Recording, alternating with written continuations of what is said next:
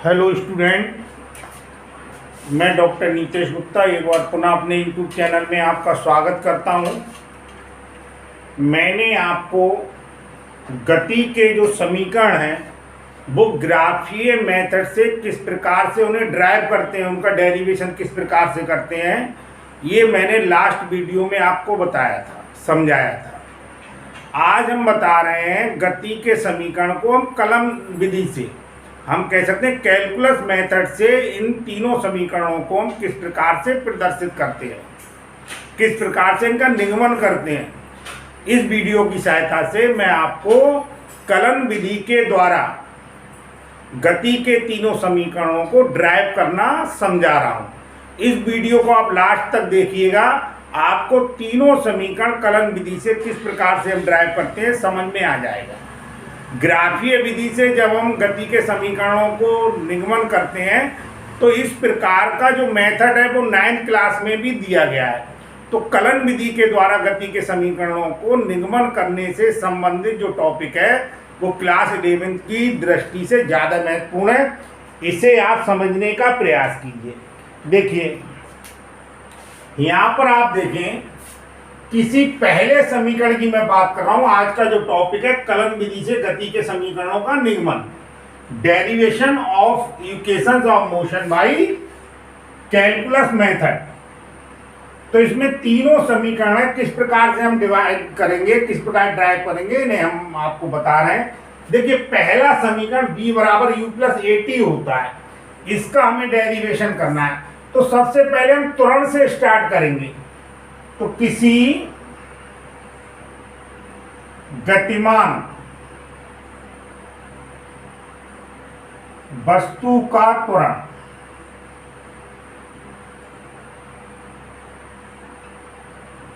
त्वरण की आप परिभाषा जानते हैं। आप जानते हैं वेग परिवर्तन की जो समय दर है उसे हम क्या कहते हैं, त्वरण कहते हैं। तो त्वरण बराबर होता है वेग परिवर्तन बटे समय। अगर हम लिखना चाहें, कैलकुलस के हिसाब से लिखना चाहें, तो त्वरण a बराबर वेग परिवर्तन को हम मानते हैं dv अपॉन क्या हो गया dt। अगर हम इसे देखें, तिरछी गुणा कर लें तो dv बराबर आ जाएगा a dt। यहां पर dt समय अंतराल है और वह समय अंतराल है जिसमें वेग में होने वाला परिवर्तन dv है। तो त्वरण बराबर आ गया dv अपॉन dt। यहां से आगे देखें तो a इंटू डी टी बराबर क्या है, dv। अब ये हमारे पास dv बराबर a dt है, इसका हम क्या करेंगे, समाकलन करेंगे। तो देखिए दोनों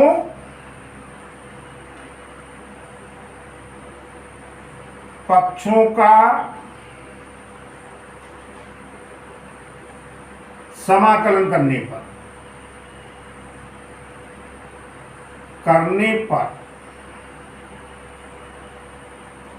सबसे पहले आप समाकलन का चिन्ह लगाइए dv, यानी इंटीग्रेशन dv। एक समान त्वरण से ये गतिमान है तो एक का हम यहाँ पर इंटीग्रेशन नहीं करेंगे, इंटीग्रेट नहीं करेंगे, ये बाहर आ जाएगा और ये हो जाएगा इंटीग्रेशन किसका, dt का। अब यहाँ पर हम लिमिट लगाते हैं। लिमिट का मतलब आप समझ लें, हम प्रारंभिक और अंतिम लिमिट लगाते हैं। कहाँ से हमने स्टार्ट किया था वो तो प्रारंभिक हो गया, और जहां पर अंतिम कंसीडर करते हैं हम उसे वो क्या हुई, अंतिम लिमिट। तो अगर यहाँ पर हम वेलोसिटी की बात करें, वेग की बात करें, तो प्रारंभिक वेग जो हम मानते हैं वो क्या मानते हैं, u। तो जो लोअर लिमिट कहलाती है वो लिखी जाती है नीचे, और कहाँ तक अंतिम वेग पहुंचा है, b तक। तो जो अंतिम वाली लिमिट है उसे हम कहते हैं अपर लिमिट। तो यहां पर हमारे पास इंटीग्रेशन हो जाएगा, ये हो जाएगा u टू b, लिमिट हो जाएंगे u टू b। अब इसी प्रकार की लिमिट हम लगाएंगे समय पर। तो प्रारंभिक वेग का जो समय था, जहां से स्टार्टिंग की है वो प्रारंभिक वेग था, तो वहां पर समय हमारे पास कितना था, 0। और u वेग बदल के जितने समय में t हुआ है ना, वेग बदलकर एक प्रकार से क्या हुआ, v हुआ, अंतिम वेग v हुआ, तो वो समय क्या था, t था। तो ये आपकी लिमिट हो जाएगी, समय की जो लिमिट हो जाएगी 0 टू क्या हो जाएगी t। अब आप देखिए इसके बाद इसका जो इंटीग्रेशन डीवी का जो इंटीग्रेशन होगा आप ऐसे समझ लें, अगर हम इंटीग्रेशन करते हैं, जैसे हम यहाँ पर डीवी का इंटीग्रेशन कर रहे हैं, जैसे हम मान लीजिए एक्स का कर रहे होते डीएक्स का, तो डीएक्स का क्या आता, एक्स आता, कितना आ जाता है एक्स। इसी प्रकार से हम इसका इंटीग्रेशन करेंगे तो कितना आ जाएगा बी, और लिमिट हो जाए u टू बी। ये हो गया ये। मैंने जैसे आपको अभी बताया है dt का जो इंटीग्रेशन होगा वो क्या होगा t, लिमिट होगी 0 टू t। अब इसके बाद जब हम यहां पर लगाते हैं तो लगाते हैं upper limit minus lower limit. जैसे मैं आपको समझा रहा हूं, जैसे हमारे पास होता, सपोज कीजिए x होता और इसकी लिमिट होती u टू b, तो पहले हम यहां पर रखते हैं अपर लिमिट, तो x की जगह अपर लिमिट लिखी तो कितना हो गया ये b, माइनस का चिन्ह लगाते हैं और माइनस का चिन्ह लगा के हम x की जगह पे क्या रखेंगे, u रखेंगे लोअर लिमिट, तो इसकी वैल्यू हो जाएगी b माइनस u। इसी प्रकार से जब हम b के प्लेस पर b रखेंगे तो ये b आ गया, और b के स्थान पर हम u रखेंगे तो ये u आ गया। ए पहले लिखेंगे अपर लिमिट और t के प्लेस पर t लिखेंगे तो t आ जाएगा माइनस, अब t के स्थान पर क्या रखेंगे 0, तो ये b माइनस u बराबर कितना आ गया 0 होने की वजह से ये क्या हो गया 80, तो v बराबर u इधर ले जाएंगे तो u प्लस 80। ये हमारे पास प्राप्त हो गई समीकरण नंबर 1। ये गति का पहला समीकरण है जिसमें आप जानते हैं b बराबर क्या आता है, b बराबर आता है u प्लस 80। अब आप देखिए इसके बाद हम दूसरा समीकरण निकालना है, तो दूसरे समीकरण के लिए देखिए गतिमान वस्तु का वेग,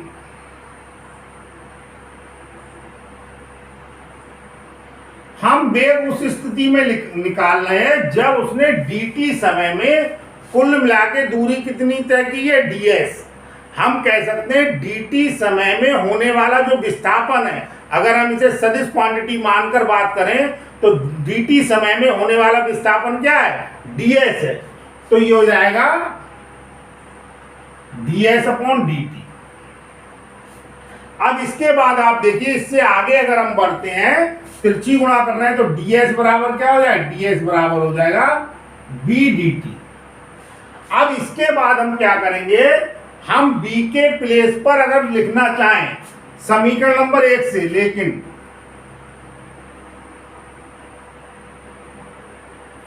v बराबर क्या होता है u प्लस 80, तब ds इक्वल टू आपके पास क्या हो जाए u प्लस 80। हमने किसकी वैल्यू रख दी, b की वैल्यू, और ये क्या हो गया dt। इसके बाद हम लिमिट लगाकर क्या करेंगे, समाकलन करेंगे, और समाकलन करने के बाद हम देखते हैं कि रिजल्ट हमारे पास निकल के आ जाएगा। कैसे अपर लिमिट लगाते हैं, लोअर लिमिट लगाते हैं, इंटीग्रेशन के बाद मैंने आपको शो कर दिया है वहां पर। तो यार देखिए ये पॉइंट्स है जिन्हें आपको याद रखना है। पहली चीज इसे याद रखना है, दूसरा इसे रखना है, और तीसरा जो यूज होगा वो मैं अभी आपको बताऊंगा। तो दोनों पक्षों, अगर आप ध्यान से देखें तो काफी आसान है, ग्राफीय मेथड में थोड़ा बड़ा हो जाता है, और अगर हम कैलकुलस मेथड लगाते हैं तो यहां पर हम आसानी सॉल्व करते हैं, तो दोनों पक्षों का समाकलन करने पर।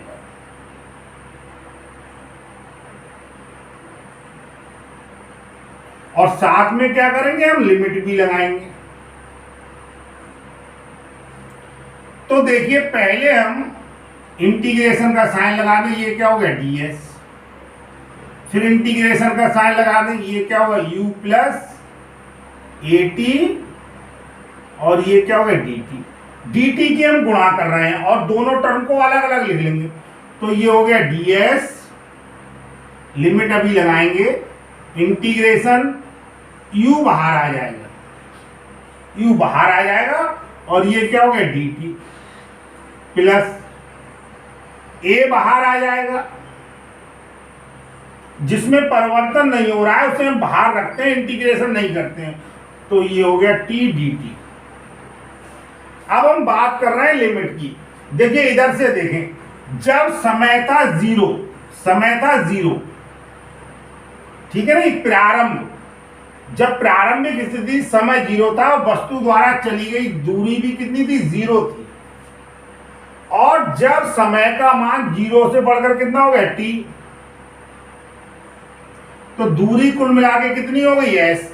तो अपर लिमिट जो दूरी के लिए लगेगी वो एस लगेगी, और समय के लिए क्या लगेगी, टी लगेगी। जबकि जो लोअर लिमिट है, प्रारंभिक स्थिति वाली लिमिट है, वो क्या थी, जीरो, क्योंकि प्रारंभिक दूरी क्या थी, जीरो थी, वहां से आगे उसने चलना प्रारंभ किया था। तो आप देखिए, जैसे मैंने बताया dx का x होता है, तो s का क्या हो जाएगा, ds का हो जाएगा s। 0 to s ये लिमिट लगा देंगे u। dt का जैसे मैंने बताया क्या हो जाएगा, t हो जाएगा। 0 to p लगा देंगे, ये a हो गया। अब जरा इस पर ध्यान दें, जब हम t dt का इंटीग्रेशन करेंगे तो एक फार्मूला होता है, देखिए याद रखिएगा, जरूरत पड़ेगी, x की पावर n और dx।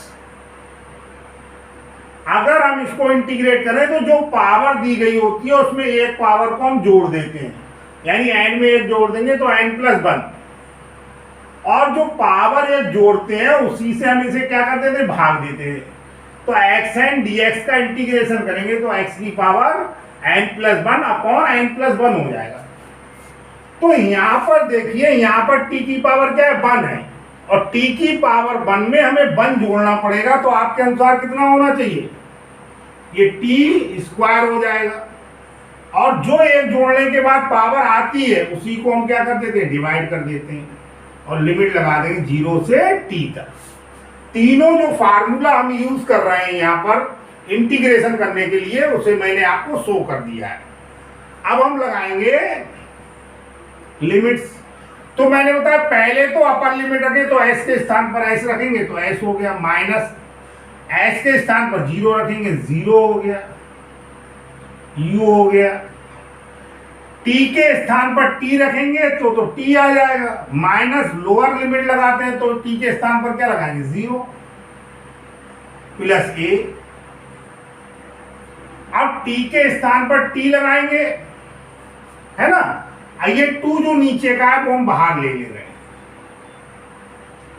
t के स्थान पर t लगाएंगे तब तो ये आ जाएगा t², और माइनस t के प्लेस पर जब हम लगाएंगे लोअर लिमिट तो 0 का स्क्वायर भी क्या होगा, 0। इस प्रकार से ये s आ गया, और ये कितना आ गया, ut, और ये हो गया हाफ at²। s बराबर ut प्लस हाफ at², आप लोग जानते हैं ये क्या होता है, ये हमारे पास गति का द्वितीय समीकरण है। अब हम चलते हैं गति के तृतीय समीकरण की ओर, थोड़ा सा ये बड़ा है, देखिए किस प्रकार से। गतिमान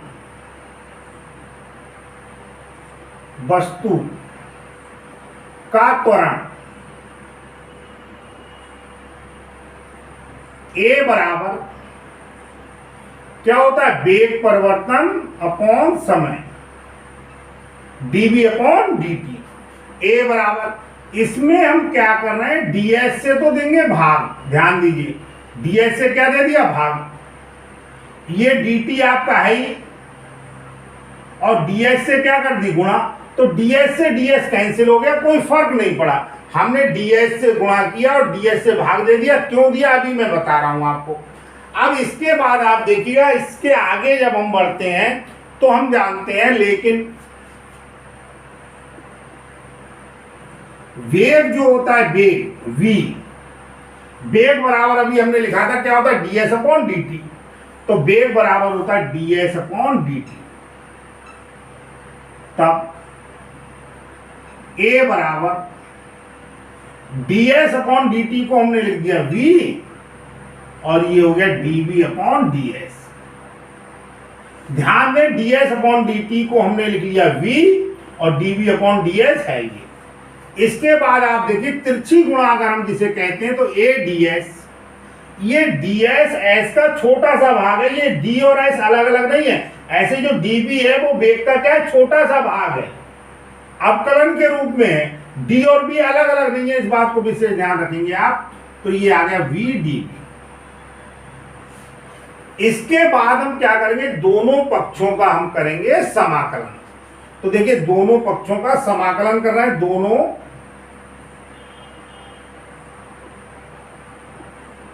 पक्षों का समाकलन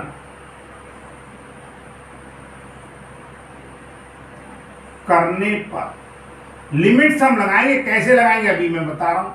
a को बाहर निकाल लीजिए, a में परिवर्तन नहीं हो रहा है, ये ds। b को बाहर निकालिए, b को बाहर नहीं निकालेंगे, b में परिवर्तन हो रहा है कि v dv है, तो v dv। अब हम बात कर रहे हैं लिमिट्स की। तो देखिए जब हम लिमिट यहां पर अप्लाई करेंगे, तो लिमिट को अप्लाई करते समय जब हम इसे लगाएंगे तो आप देखिए a ऐसे ही रहेगा। पहले हम लिमिट लगा दें, तो देखिए जब प्रारंभिक वेग हमारे पास क्या था, u था, जहां से इसने स्टार्ट किया गति करना, तो जहां से गति करना स्टार्ट किया उस समय दूरी क्या होगी, 0। प्रारंभिक वेग क्या था, प्रारंभिक वेग था u। ये इस प्रकार से लगाते हैं जैसे कोई वस्तु चलना शुरू कर रही है, और चलना शुरू कर रही है और कुछ देर बाद हम ऑब्जर्वेशन ले रहे हैं। तो प्रारंभिक वेग हमने माना u, तो जहां से हम ऑब्जर्वेशन ले रहे हैं, प्रारंभिक वेग ले रहे हैं, उसका मान क्या लेंगे, फिर 0 लेंगे। अब हम बात करते हैं किसकी, बात करते हैं अपर लिमिट की। तो इसका वेग u से परिवर्तित होकर कितना होता है, v, और उतने समय में चली गई दूरी आपकी क्या हो गई, s। कितनी हो गई, s। तो यहां से देखिए आप a, मैंने आपको बताया ds का जो इंटीग्रेशन होगा वो कितना होगा, s। लिमिट लगाएंगे 0 to s। अब जैसा मैंने बताया ये हमारे पास क्या है, v dv है। तो इस वाले फार्मूले पर आप ध्यान दीजिए। इस वाले फार्मूले पर अगर हम ध्यान दें तो ये हमारे पास क्या हो जाए, v की पावर 1 है, तो एक जोड़ेंगे v स्क्वायर अपॉन जो पावर जुड़ के आएगी, यानी एक में एक जोड़ा 2, उससे क्या कर देंगे, भाग, और लिमिट हो जाएगी u to b। a पहले हम लगाते हैं अपर लिमिट, यहां तो ऐसे s के स्थान पर ऐसे रखेंगे जैसे मैंने इसमें आपको समझाया, जैसे x है और b और u है अपर और लोअर लिमिट। तो सबसे पहले अपर लिमिट लगाएंगे तो x की जगह पे b आया, माइनस x की जगह पे u आया। अब यहाँ पर s है तो s के स्थान पर क्या आ जाएगा, s आ जाएगा माइनस, s के स्थान पर क्या आ जाएगा, 0। और इसका जो 2 नीचे आ रहा है ना, इसे हम 1/2 लिख लें, बाहर ले लें। अब हमारे पास बचा b स्क्वायर। तो b स्क्वायर पर पहले हम लिमिट लगाएंगे कौन सी, अपर लिमिट। तो b के ये 1/2 हमने बाहर ले लिया, अलग हो गया, इसे आप बाहर रख ले रहे हैं। तो b के स्थान पर b लगाएंगे तो क्या हो जाएगा, b स्क्वायर माइनस, अब जो b स्क्वायर है b है, इसके स्थान पर u लगाएंगे तो क्या हो जाएगा, u स्क्वायर। ये आ गया as बराबर 1/2, और ये आपका आ गया b square minus u square. तिरछी गुणा करेंगे तो ये कितना आ जाएगा, क्रॉस मल्टीप्लीकेशन से आपका आ जाएगा 2as equal to b square minus u square. अगर हम u स्क्वायर इधर ले आए तो b स्क्वायर बराबर u स्क्वायर पॉजिटिव का हो जाएगा, तो ये हो जाएगा u स्क्वायर प्लस 2as। ये गति का हमारे थर्ड या तृतीय समीकरण कहलाता है। तो पहला समीकरण निकालने के लिए हमने क्या किया, हमने स्टार्ट किया त्वरण से, ठीक है नहीं। फिर से मैं एक बार रिपीट कर दे रहा हूं, त्वरण बराबर होता है वेग परिवर्तन बटे समय। तिरछी गुणा कर दी, dv बराबर आ गया a dt। दोनों पक्षों का हमने समाकलन कर लिया, और समाकलन करने के लिए हमने क्या लगा दी, लिमिट। तो जब प्रारंभिक वेग u है उस समय क्या है, 0, और जब वेग कितना होगा b, तो समय क्या होगा, t। उसके बाद हमने इसे इंटीग्रेट कर लिया, पहली समीकरण b बराबर u प्लस at आ गई। अब हमने दूसरी समीकरण निकालने के लिए वस्तु का वेग हम जानते हैं v बराबर ds/dt होती है, तिरछी गुणा कर ली। हम गति का जो प्रथम समीकरण है जिसमें v बराबर u प्लस at होता है, तो हमने a के यहाँ पर v के स्थान पर रख दिया u प्लस at। दोनों पक्षों का हमने समाकलन किया और समाकलन करते समय समय की जो लिमिट लगाई, जब वो 0 है समय, जहां से हम प्रारंभिक कर रहे हैं, कोई ऑब्जर्वेशन ले रहे हैं, उस समय चली गई दूरी क्या थी, 0 थी। और जब समय t हो गया तो चली गई दूरी क्या हुई, s। इस प्रकार से इंटीग्रेशन करने के बाद s बराबर ut plus half at square गति का द्वितीय समीकरण निकल के आ गया। अब तीसरा जब हम निकालते हैं, थोड़ी सी टेक्निक प्रयोग करते हैं हम, गतिमान वस्तु का त्वरण। तो ये आपका आ गया v बराबर a बराबर dv/dt, त्वरण बराबर वेग परिवर्तन बटे समय। हमने ds से दिया भाग, ध्यान दीजिए, और ds से क्या कर दी, गुणा। अब क्यों कर दी, थोड़ा आगे देखिए, वेग बराबर जो होता है v बराबर ds/dt होता है, यहां पर हमने लिखा है ऑलरेडी पहले। तो हमने ds/dt की जगह पे क्या लिख दिया, v लिख दिया, और dv/ds है, तिरछी गुणा कर ली। दोनों पक्षों का हमने क्या किया, समाकलन किया। तो वेग के अनुसार जब हमने लिमिट लगाई तो वेग प्रारंभिक था u, और उस समय मैंने आपको बताया चली गई दूरी क्या थी, 0। क्योंकि जहां से प्रारंभिक वेग ले रहे हैं वहां से ऑब्जर्वेशन ले रहे हैं, तो हमारे पास चली गई दूरी क्या है, 0 है। और जब वेग कितना हो गया, v हो गया, उस समय चली गई कुल दूरी क्या हुई, s। और हमने ये लगाने के बाद लिमिट्स लगा के इंटीग्रेट कर लिया, जिससे हमारा गति का तृतीय समीकरण v स्क्वायर बराबर u स्क्वायर प्लस 2as आ गया। अगर आप लोग चाहें तो इसका स्क्रीनशॉट ले सकते हैं, और स्क्रीनशॉट लेकर आप नोट्स भी बना सकते हैं। अगर आप इसका इस स्थिति में स्क्रीनशॉट ले लें, तो जिस प्रकार से आपको समीकरणों को ड्राइव करना है और जिस प्रकार से आपको लिखना है, बिल्कुल एज इट इज आप लिख देंगे तो आपको पूरे मार्क्स मिल जाएंगे। तो इसका एक बार आप स्क्रीनशॉट ले सकते हैं। यदि आपको ये वीडियो पसंद आया है तो इसे लाइक कीजिए और अपने दोस्तों में अधिक से अधिक शेयर कीजिए तथा मेरे चैनल को सब्सक्राइब कीजिए, जिससे आपको 11वीं क्लास से संबंधित सभी वीडियो प्राप्त हो जाए। धन्यवाद।